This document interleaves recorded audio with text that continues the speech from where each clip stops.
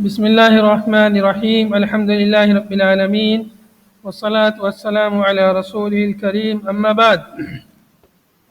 قال الإمام أبو داود رحمه الله: باب من يؤمر أن يجالس. باب ہے کہ کیسے لوگوں کی صحبت اختیار کی جائے. باب من یؤمر، جس کو حکم دیا جائے کہ وہ مجالست اختیار کرے. ان یجالس او یجالس، کہ وہ اس کو حکم دیا جائے مجالست، صحبت اختیار کرنے کا، کن کے ساتھ اٹھے بیٹھے، کن کے ساتھ میں رہے. تو اس سلسلے میں یہ باب ہے کہ صحبت کیسے لوگوں کی اختیار کرنی چاہیے، اپنا دوست کس کو بنانا چاہیے، کس کی ہم نشینی اختیار کرنی چاہیے. اس سلسلے میں یہ باب ہے. قال الإمام أبو داود رحمه الله: حدثنا مسلم بن إبراهيم قال حدثنا أبان عن قتادة عن أنس رضي الله عنه قال: قال رسول الله صلى الله عليه وسلم: مثل المؤمن الذي يقرأ القرآن مثل الأترجة ريحها طيب وطعمها طيب، ومثل المؤمن الذي لا يقرأ القرآن كمثل التمرة طعمها طيب ولا ریح لها. روایت حضرت انس رضی اللہ عنہ سے ہے. سند آپ دیکھ رہے ہیں، اس میں 4 راوی ہیں سند میں، یعنی سند رباعی ہے، یعنی سند عالی ہے. یہ اس سند کی امتیازی حیثیت ہے. حضرت انس بن مالک رضی اللہ عنہ خادم رسول صلی اللہ علیہ وسلم کہتے ہیں کہ رسول اللہ صلی اللہ علیہ وسلم نے ارشاد فرمایا: مثل المؤمنی، مومن کی مثال. کون مومن؟ الذی یقرأ القرآن، جو قرآن پاک کی تلاوت کرتا رہتا ہے، قرآن پاک پڑھتا رہتا ہے، سمجھتا رہتا ہے، اس مومن کی مثال کیسے؟ مثل الاترجہ، اترجہ کی مانند ہے. اترجہ یعنی نارنگی، نارنگی کی مانند ہے. کس کی مثال؟ مومن کی مثال جو پڑھتا ہے قرآن پاک کو، قرآن پاک کی تلاوت کرتا ہے. میں یہاں پر آپ کو اترجہ کی شکل جو ہے دکھلا رہا ہوں. یہ دیکھ رہی اترجہ کی شکل یہاں پر تصاویر میں. یہ جو ہے یہ جو یہاں پہ جو دیا ہوا ہے یہ اترجہ ہے. ادھر یہ بھی اترجہ ہی کی ایک شکل ہے، مختلف شکلیں ہیں. یہ تو اس میں کیا ہے، اس کا ذائقہ بھی اچھا ہوتا ہے اور خوشبو بھی اس میں سے آتی ہے. دونوں چیزیں اس میں رہتی ہیں. یہ سب جو ہے اترجہ ہی کی شکلیں یہاں پر جو دیکھ رہی ہیں آپ لوگوں کو. ٹھیک ہے، اب آتے ہیں حدیث میں.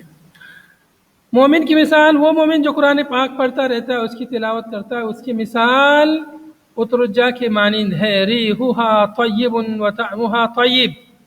ریحھا، اس کی ریح، اس کی خوشبو اچھی ہوتی ہے، اس میں جو بو آتی ہے وہ بو اچھی ہوتی ہے. لفظ جو بو ہے اس کے شروع میں خوش لگا دے تو خوشبو ہو جائے گا، بد لگا دے تو بدبو.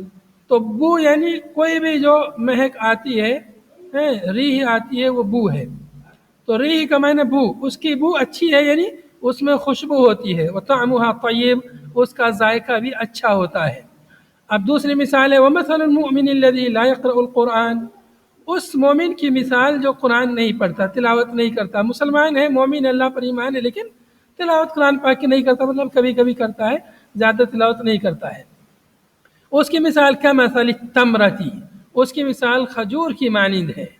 کھجور کا ذائقہ تو اچھا رہتا ہے لیکن خوشبو نہیں آتی. تو طعمھا طیب ولا ریح لها، اس کا ذائقہ اچھا ہوتا ہے لیکن اس میں خوشبو نہیں ہوتی کھجور میں. تو کھجور میں خوشبو نہیں. ایسے مومن کی مثال، ایک مومن جو قرآن نہیں پڑھتا ہے، مومن ہے، اس کے اندر ایمان ہے لیکن خوشبو نہیں ہے. قرآن پڑھ کے لوگوں کو جو سناتے ہیں تو ان کے اندر خوشبو ہے، قرآن کی تلاوت کا مزہ دوسروں کو پہنچتا ہے، لیکن یہ قرآن پڑھتا ہی نہیں تو دوسروں کو مزہ کہاں سے دے گا؟ تو اس طرح سے اس میں خود جو ہے یہ میٹھا ہے لیکن دوسروں کو فائدہ نہیں پہنچاتا. یہ 2 مثال ہو گئی ہیں مومن کی. اب 2 مثالیں فاجر کی ہیں. ومثل الفاجر الذی یقرأ القرآن، اور فاجر آدمی کی مثال جو قرآن پڑھتا ہے. بہت سارے فاجر ہیں جو قرآن پاک پڑھتے ہیں، تلاوت کرتے ہیں. کمثل الریحانہ، اس کی مثال ریحانہ پھول کی مانند ہے. ریحانہ گلدستہ کو بھی کہتے ہیں اور ایک پھول کا بھی نام ہے. یہاں پر میں آپ کو اس کا بھی دکھا دیتا ہوں ریحانہ. دیکھیے یہ جو ہے یہاں پر یہ جو پھول دیے ہوئے ہیں یہ ریحانہ ہے، یا جو ہے گلدستہ ٹائپ یہ جو بنے ہوئے ہیں یہ کیا ہے؟ ریحانہ. تو کیا ہے کہ خوشبو اس میں سے آتی ہے لیکن ذائقہ اچھا نہیں ہوتا. یہ دیکھیے یہاں پر وَمَثَلُ الْفَاجِرِ الَّذِي يَقْرَأُ الْقُرْآنَ، وہ فاجر جو قرآن پڑھتا ہے، كَمَثَلِ الرِّيحَانَ، ریحانہ کی مانند ہے، رِيحُهَا طَيِّبٌ، اس میں خوشبو اچھی ہوتی ہے، وَطَعْمُهَا مُرٌّ، اس کا ذائقہ کڑوا ہوتا ہے. وَمَثَلُ الْفَاجِرِ الَّذِي لَا يَقْرَأُ الْقُرْآنَ، اور اس فاجر کی مثال جو قرآن نہیں پڑھتا، فاجر بھی ہے قرآن بھی نہیں پڑھتا، كَمَثَلِ الْحَنظَلَةِ، اس کی مثال حنظلہ کے مانند ہے. حنظلہ یعنی اندرائن ہیں، ایلوے بھی اس کو بولتے ہیں. یہاں پر دیکھیے میں آپ کو تصویر دکھلاتا ہوں حنظلہ کی.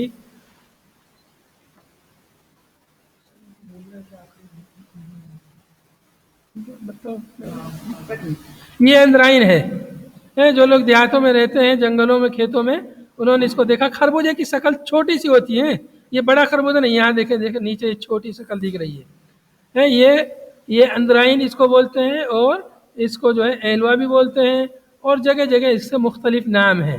خربوزہ کی جیسے شکل ہوتی ہے اس کی، لیکن یہ بالکل چھوٹا ہوتا ہے. تو اس کا کیا، اس میں سے جو ہے اس کا ذائقہ بھی بہت کڑوا رہتا ہے، اور اس میں سے جو ہے اچھی خوشبو بھی نہیں آتی. تو لا يقرأ القرآن كمثل الحنظلة طعمها مر، اس کا ذائقہ کڑوا ہوتا ہے، ولا ریحہ لہ، اس میں کوئی خوشبو نہیں ہوتی.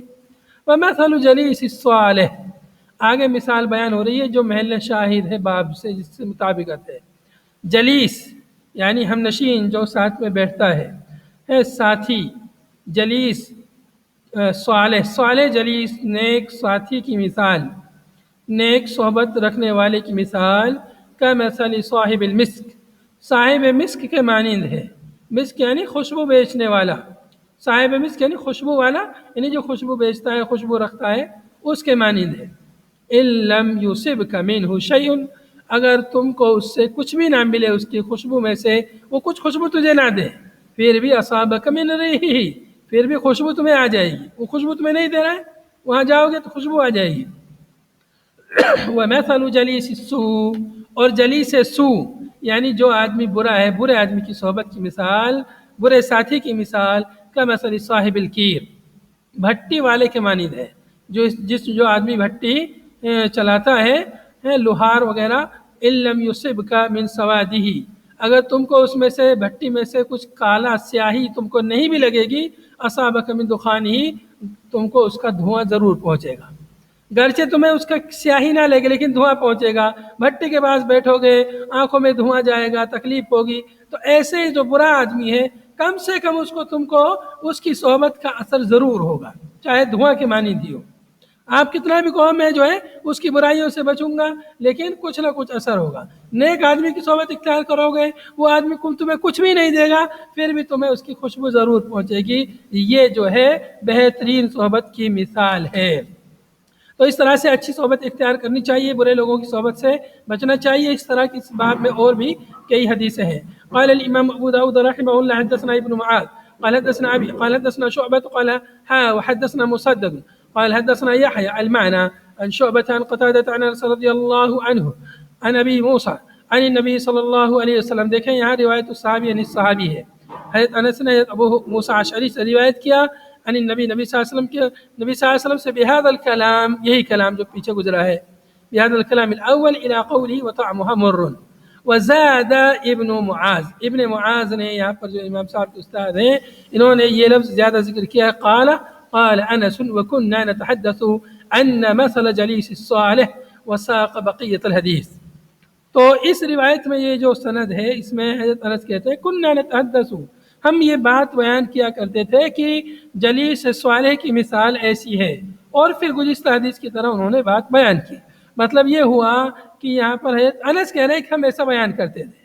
تو گویا یہاں پر یہ موقوف ہوئی، اور یہاں پر گزشتہ روایت میں یہ مثال مرفوع ہے، اور دیگر مرفوع روایتوں سے بھی یہ مثال ثابت ہے جیسے آگے آ رہا ہے.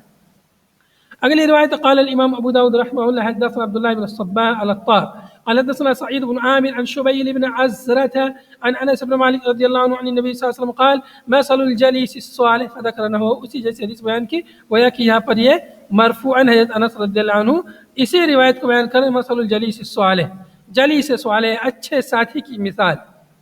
اگلی روایت قال الامام ابو داود رحمه الله حدثنا عمرو بن عون قال اخبرنا ابن مبارك عن حيوة بن شريح صالم بن غيلان عن الوليد بن قيس عن ابي سعيد رضي الله عنه او عن ابي الهيثم عن ابي سعيد رضي الله عنه عن النبي صلى الله عليه وسلم قال لا تصاحب الا مؤمنا تم صحبت اختیار نہیں کرو مگر مومن کی صحبت اختیار کرو، مومن کے ساتھ رہو، کفار کے ساتھ، منافقین کے ساتھ، فساق کے ساتھ نہ رہو، مومنین کی صحبت اختیار کرو. ولا يأكل طعامك الا تقي اور تمہارا کھانا نہ کھائے مگر متقی آدمی، پرہیزگار آدمی. یعنی مطلب یہ کہ آپ کو کھانے کی دعوت میں متقیوں کو ترجیح دینی چاہیے، متقیوں کو آگے بلانا چاہیے، ان کو پہلے بلانا چاہیے. متقی تمہارا کھانا کھائے متقی لوگ، یعنی جو غیر متقی لوگ ہیں، منافق، فاسق، فاجر، وہ لوگ تمہارا کھانا نہ کھائیں.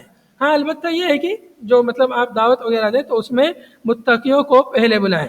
لیکن اگر صدقہ خیرات وغیرہ ہے تو آپ اس کو کفار پر بھی خرچ کر سکتے ہیں، جیسا کہ احادیث میں اور قرآن پاک کی آیت میں اس کا عمومی ذکر موجود ہے. وَيُطْعِمُونَ الطَّعَامَ عَلَىٰ حُبِّهِ مِسْكِينًا وَيَتِيمًا وَأَسِيرًا تو اسیر اور مسکین یتیم اس میں جو ہے ایسی تصریح نہیں ہے کہ وہ مسلمان ہو تبھی اس کے لیے خرچ کرے، بلکہ عمومی فرمان ہے قرآن پاک میں. اس لیے علماء نے کہا ہے کہ غیر مومنین پر بھی خرچ کیا جا سکتا ہے جو غیر مومن ہیں. لیکن آپ کی جو کھانے کی خصوصی دعوتیں ہیں تو ان میں آپ جو ہے مومن کو ترجیح دیں. لیکن ضروری ہے کہیں پہ کھانا کھلانا بھوکے لوگ ہیں تو وہاں کافر کو بھی کھلا سکتے ہیں. اگلی روایت ہے اس باب قال الامام ابو داود رحمه الله حدثنا ابن بشار قال حدثنا ابو عامر وابو داود قال حدثنا زهير بن محمد قال حدثني موسى بن وردان عن ابي هريره رضي الله عنه ان النبي صلى الله عليه وسلم قال الرجل على دين خليله فلينظر احدكم من يخالل آدمی اپنے میں دوست کے دین پر ہوتا ہے. الرجل على دين خلیل مطلب ایک دم جگری دوست، قریبی دوست، بہت ہی یعنی محبوب دوست. انسان جو ہے اپنے ساتھی کے دین پر ہوتا ہے. مطلب کیا ہے کہ جس کے ساتھ رہتا ہے اس کا جو دین رہتا ہے اس کا اس پر اثر ہوتا ہے. فَلْيَنْظُرْ أَحَدُكُمْ چاہیے کہ غور و فکر کر لے تم میں کا کوئی من یخالل کس سے وہ دوستی کر رہا ہے، کس کو وہ اپنا دوست بنا رہا ہے، کس سے دوستی کر رہا ہے. تو اس سلسلے میں غور و فکر کر لے. یعنی خراب آدمی کو، اس کا جس کا دین خراب ہے، مشرک ہے، کافر ہے، ایسے آدمی کو اپنا دوست نہیں بنانا چاہیے، اس لیے کہ ان کی صحبت کا اثر ہوتا ہے. آخری روایت ہے اس باب کی اور آج کے درس کی اور آج سال کی اس تعلیمی سال 2021 کی آخری حدیث ہم لوگ پڑھ رہے ہیں اور یہ سال یہاں پر ہمارا ختم ہو جاتا ہے. قال الامام ابو داود رحمه الله حدثنا هارون بن زيد بن ابي زرقه قال حدثنا ابي قال حدثنا جعفر يعني ابن برقان عن يزيد يعني ابن الاصم عن ابي هريره رضي الله عنه يرفعه ابو رضی اللہ عنہ مرفوع روایت کرتے ہیں کہ آپ صلی اللہ علیہ وسلم نے ارشاد فرمایا الارواح جنود مجندہ فما تعارف منها ائتلف وما تناكر منها اختلف. روایت حضرت ابو رضی اللہ عنہ سے رسول اللہ صلی اللہ علیہ وسلم نے ارشاد فرمایا کہ روحیں جنود مجندہ ہیں. روحیں یعنی ازل میں مجتمع لشکر تھی. جنود معنی لشکر، مجندہ یعنی مجتمع اکٹھی. جتنی بھی روحیں ہیں روحیں ہم انسان میں دنیا میں آنے سے پہلے ہماری روحیں عالم ارواح میں موجود ہیں اور تھی. یعنی جو لوگ نہیں آئے ان کی روحیں ابھی بھی ہیں. تو کیسے؟ سب دنیا میں آنے سے پہلے ساری روحیں اس اکٹھا لشکر تھیں. فما تعارف منها ائتلف چنانچہ وہاں جن کا تعارف ہوا وہ دنیا میں بھی آ کے ائتلف ان کی یعنی تعلق، ان میں محبت ہوئی، ان میں جو ہے آپس میں ائتلاف یعنی آپس میں اتحاد قائم ہوا، آپس میں ان کے اندر الفت ہو جاتی ہے. وما تناكر منها اور جن کی وہاں آپس میں ناواقفیت رہی، وہاں ایک دوسرے کو نہیں پہچانا، تو ان کے یہاں بھی دنیا میں بھی اختلاف رہا، یعنی دنیا میں ان سے وہ ایک دوسرے سے وہ جدا رہتی ہیں. معلوم یہ ہوا کہ روحیں دنیا میں آنے سے پہلے ایک دوسرے سے وہاں ملتی ہیں. جو وہاں مل گئی وہ تو یہاں دنیا میں آ کر بھی وہ ایک دوسرے سے مل جاتی ہے، ایک دوسرے سے ان کے درمیان الفت پیدا ہو جاتی ہے. اور جن کی وہاں آپس میں ناواقفی رہی ہو وہ اس دنیا میں بھی ایک دوسرے سے جدا رہتی ہیں، ایک دوسرے سے الگ رہتی ہیں. یہ عالم ارواح کی بات ہے. روح کے بارے میں اللہ رب العالمین نے قرآن پاک میں ارشاد فرمایا وَيَسْأَلُونَكَ عَنِ الرُّوحِ قُلِ الرُّوحُ مِنْ أَمْرِ رَبِّي ہے کہ وہ لوگ روح کے بارے میں پوچھتے ہیں، کہہ دیجئے روح میرا رب کا حکم ہے، میرے رب کا امر ہے، یعنی یہ بھی میری جملہ مخلوقات میں سے ہے، یعنی اللہ تعالیٰ کی مخلوقات میں سے ہے۔ اور آگے فرمایا قرآن پاک میں کہ تمہیں بہت کم اس کا علم دیا گیا ہے، بہت کم علم دے، روح کے بارے میں انسان کچھ زیادہ نہیں جانتا ہے، بہت کم اس کے بارے میں جانتا ہے۔ روح کی حقیقت انسان بس اتنا جانتا ہے کہ اللہ کا حکم ہے۔ اس ترقی یافتہ زمانے میں بھی لوگ جو ہے پریشان ہیں، نہیں سمجھ پا رہے روح کیا ہے۔ روح اللہ کا حکم ہے۔ یہاں پر یہ باب ختم ہوا، آج کا درس ہمارا ختم ہوا اور اس سال کا درس ختم ہوا، اور ان احادیث کا خلاصہ یہ ہوا کہ ہمیں اچھی صحبت اختیار کرنی چاہیے۔ ھذا صلی اللہ علیہ وسلم علی نبینا محمد وعلی آلہ وصحبہ اجمعین، سبحانک اللہم وبحمدک، نشہد ان لا الہ الا انت، نستغفرک ونتوب الیک، والسلام علیکم ورحمۃ اللہ وبرکاتہ۔